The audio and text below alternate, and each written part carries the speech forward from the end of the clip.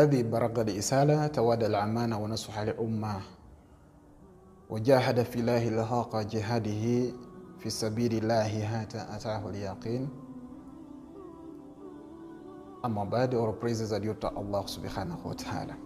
إخوتني في الله أوصي نفسنا ولا نبيتك الله عز وجل. All praises are due to Allah azza wa jalla.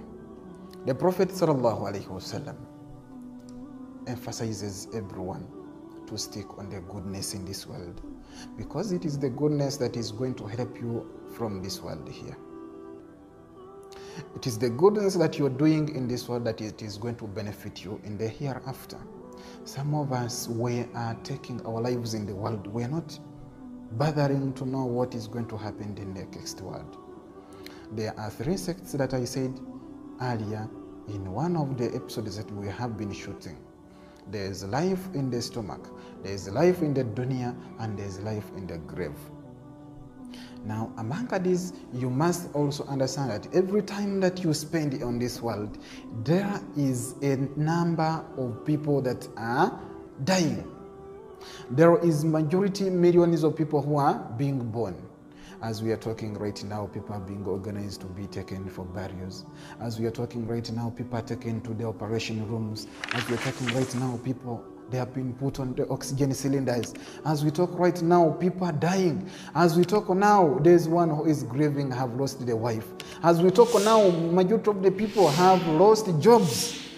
But we must remember that everything has the start and everything has an end. The Prophet sallallahu alayhi wa alihi wa sallam, كنتم نهيتكم عن زيارة القبور فزوروها فإنها تذكركم الموت.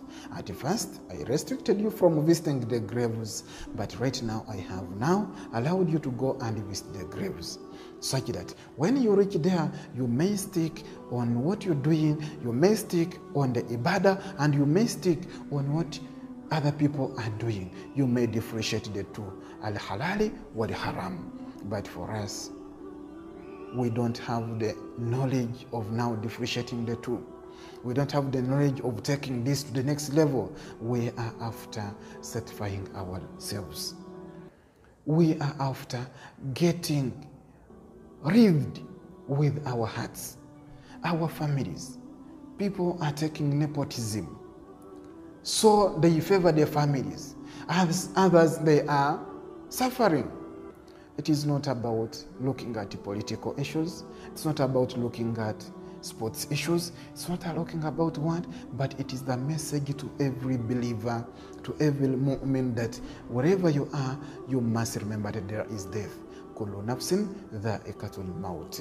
There, every heart will taste death. And when it tastes death, everything that you have brought on this world, it is going to stand. And you're going to go with only one thing. That is amal swalih. That's what you're going to go in with in the grave. And what is going to remain on the world is a sadaqatul jariyah, and another one is a waladun swalih. The best son or the best daughter or the handsome boy that you left on this world, who is not taking any minute without praying for you when you're in the grave. There's a group of people who sit and begin thinking of getting people's things. There are people who are also looking to get good people. I give you one of the kiswas. There was a king, one generation. He had a very beautiful daughter. This beautiful daughter of his, he wanted to marry that daughter to a person who is steadfast to prayers, steadfast to ibadah, doing righteous. Now, he told his guards, where will I get such kind of a person who will marry my daughter, who is practicing the religion nicely? Now, they told him, we are going to look for you that person, and indeed we are going to find him. Now, after that time, now they brought a mashura, they brought a meeting, they sat, they began to say, now, we want to go through around into the villages. We find a person who is, someone who fears Allah is someone who can stand at night and praise. That same night, there was a thief also loitering around the town, wanted to get something to steal, but he had moved among the houses, but he haven't got what to steal. This time round, now he passed by a mosque. Now he said, if I go to that mosque, can't I steal at least something, whether a microphone, whether an amplifier? Now he went and trespassed into the mosque. Now, in the moment he entered into the mosque, there were also these guards who were passing around. Now they also said, no, let's now check in the mosque. We might find someone who is in the mosque, maybe doing ibadat this night. Now, looking into the mosque, now this man said, nah, I'm going to be caught inside. Now what will I say? Now, the man now brought takbir, Allahu Akbar. He began to pray. Now they say, this is the person whom the king have been looking for years. Who will marry his daughter? This is the man who have even imagined he doesn't want people to see him while praying. He have closed himself inside the mosque. When he's performing the ibadah to Allah, Allah is going to be pleased with him. This is the man whom we have been looking for, the king. Now, the man prayed, he could not stop. Now, then the others said, maybe he's praying with it, it may be performing with it or tahajjud.